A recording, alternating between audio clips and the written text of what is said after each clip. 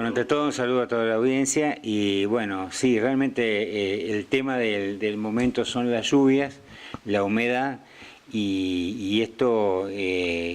digamos, esta situación climática, esta anomalía climática que estamos viviendo en estos meses, en estos últimos días del mes, realmente sorprenden por sobre todo por el volumen acumulado, ¿no es cierto? Yo creo que en el anterior micro que hicimos con ustedes hablábamos, nos quejábamos de la sequía y hacíamos un balance y decíamos que bueno, marzo fue el marzo más seco de la historia, por lo menos en los registros de precipitaciones que tenemos en la agencia, que dijimos marzo, 3 milímetros, el mes que menos llovió en la serie histórica de 80 años. Bueno, esa situación se revirtió totalmente en abril y tuvimos una seguidilla de precipitaciones durante todo el mes de abril que el acumulado total nos llevó a 195 milímetros, es decir, un valor que es totalmente anómalo para lo que es la estadística del mes. Superamos en 110 milímetros a lo que es el promedio histórico de abril. Entonces, de esto de alguna forma, lo que vino digamos, esta situación, esta abundancia de lluvias, el principal efecto que está teniendo es la recarga de agua de los suelos, del perfil del suelo. Lo cual es una buena noticia, pensando o digamos proyectando la mirada hacia los cultivos de invierno, que es lo que viene ahora en estos próximos días. Claro, exactamente, sí, está buena tu acotación porque en anteriores charlas habíamos dicho que bueno, que los cultivos de primera ya en su mayoría habían sido cosechados, tanto soja como maíz. Habíamos comentado que los rendimientos en general habían sido buenos a muy buenos, que hubo algunos casos en particular, siempre hablando de cultivos de primera, que rindieron un poco menos,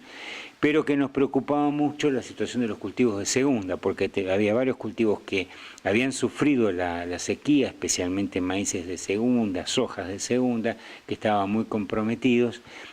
por la sequía y que no se habían terminado de cosechar. Cuando comenzaron este temporal, esta seguidilla de días de lluvia que arrancó allá por principios de abril, prácticamente quedó un porcentaje que estimamos que está aproximadamente alrededor de menos de un 50% de la soja de segunda que queda todavía sin cosechar, y algunos lotes de maíz, bueno, y todos los maíces tardíos que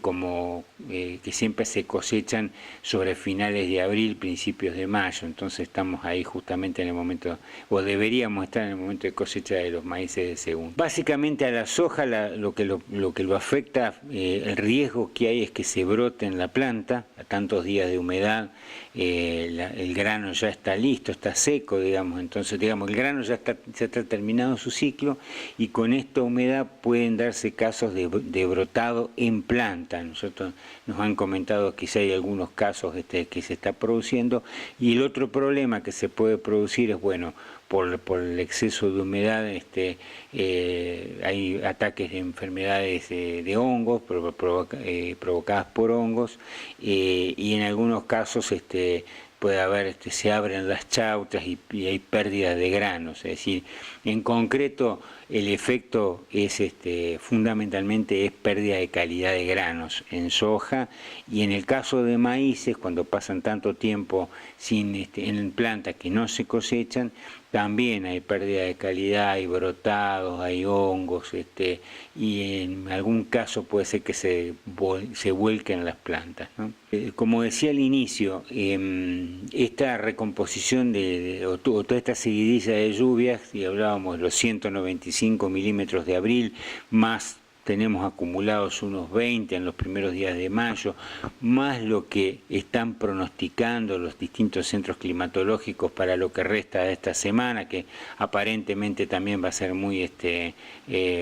van a producir precipitaciones. Todo esto contribuye a la recarga del perfil del suelo, de agua,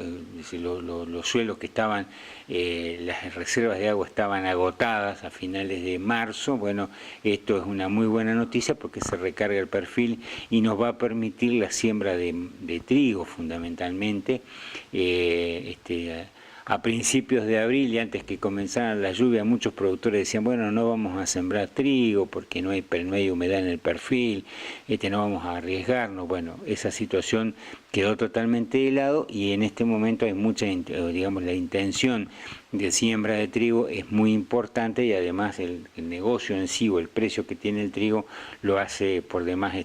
atractivo. También se pensaba que no se iban a hacer cultivos de cobertura, que es algo que hablamos mucho el año pasado, como una alternativa para mejorar las condiciones, las características del suelo. También se decía, bueno, con la sequía no vamos a hacer cultivo de cobertura. Bueno, ahora la gente está interesada, está buscando semillas para hacer algunos cultivos de cobertura, con lo cual la perspectiva, tanto sea para trigo como cebada, centeno, que algunos que siembran, y cultivos de cobertura, es muy promisoria. Y respecto de lo que es la actividad ganadera, que siempre nos gusta plantear en este tipo en estas entrevistas, qué es lo que pasa respecto a la actividad ganadera. Esta lluvia también es muy beneficiosa porque permite la siembra de pasturas. Yo creo que cuando termine esta semana, cuando pasen todo seguidiza de días de lluvia, se va a poder reiniciar la siembra de pasturas que está muy atrasada, y en algunos casos, en algunos tambos se sembrarán algunos trigos como para verdeo, como para reforzar la base forrajera que quedó muy dañada después de la sequía.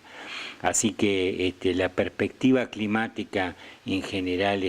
o esta situación climática en general de estos últimos días ha sido beneficiosa para el campo porque nos abre la posibilidad de tener un perfil bien nutrido de agua, bien cargado de agua para el desarrollo del cultivo de trigo. También nos deja un perfil bien cargado de agua para lo que es eventuales cultivos de maíz, que también necesitan de una buena dotación de agua en el arranque, y mejorar la situación para lo que son pasturas y verdeos.